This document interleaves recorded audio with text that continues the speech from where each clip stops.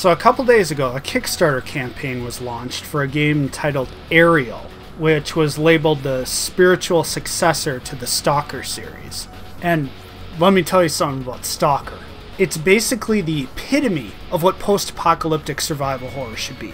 Awesome lighting, murky environments, mutants, limited resources, and by the way, check out the mods out there for Shadow of Chernobyl and Call of Pripyat, called Lost Alpha, which is playing for you right now, and Misery. And I'll just assume you know about the Chernobyl incident in the Soviet Union in 1986. But anyway, this Kickstarter was started by West-Games. Now who the frack are they, you ask? Well, they're listed as core developers of S.T.A.L.K.E.R and Metro Last Light. The goal they put up was $50,000, which I'll get to that in a minute, for 30 days, and people were starting to back it really quickly. The concept art and some of the game's description seemed really neat. But then their pitch video came out, and it's literally just some Euro guy we're supposed to assume is the CEO, doing voiceover on top of literal S.T.A.L.K.E.R and Unity Engine post-apocalyptic canned footage. There's no aerial shown at all, as in none. Zero. No assets shown.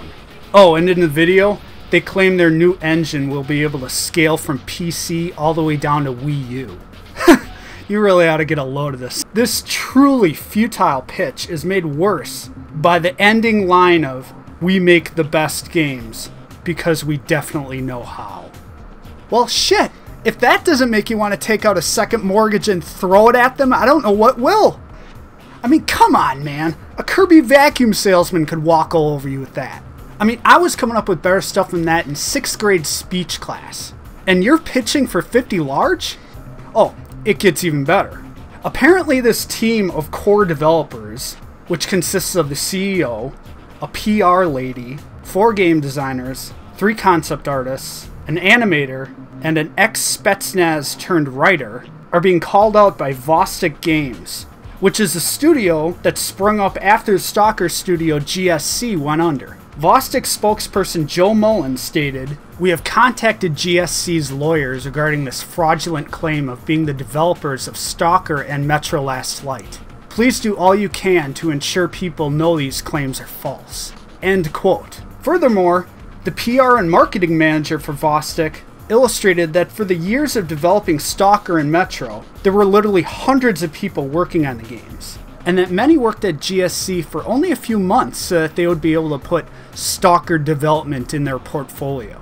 So, quote, "Their idea of being part of the core team is underestimated," end quote.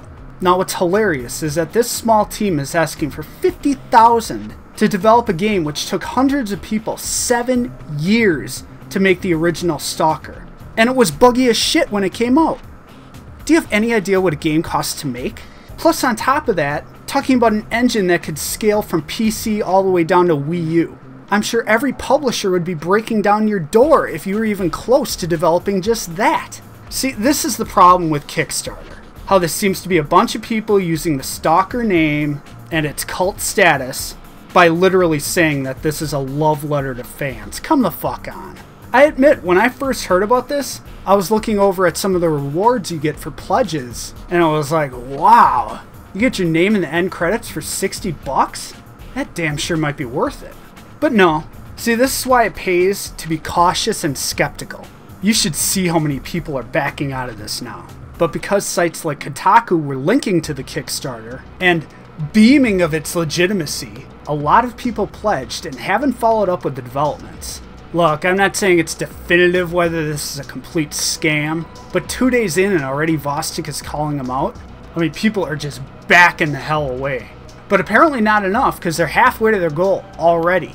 Anyways, if there's a lesson to be learned here, it's just like you should never pre-order. Don't pledge day or even week 1 to a Kickstarter campaign. Even though you can back out, it just gives more shyster fucks encouragement to run their own Kickstarter welfare scheme. But I always try to find a silver lining in a gray cloud. This should at least show Vostok one thing. For shit's sake, make S.T.A.L.K.E.R 2.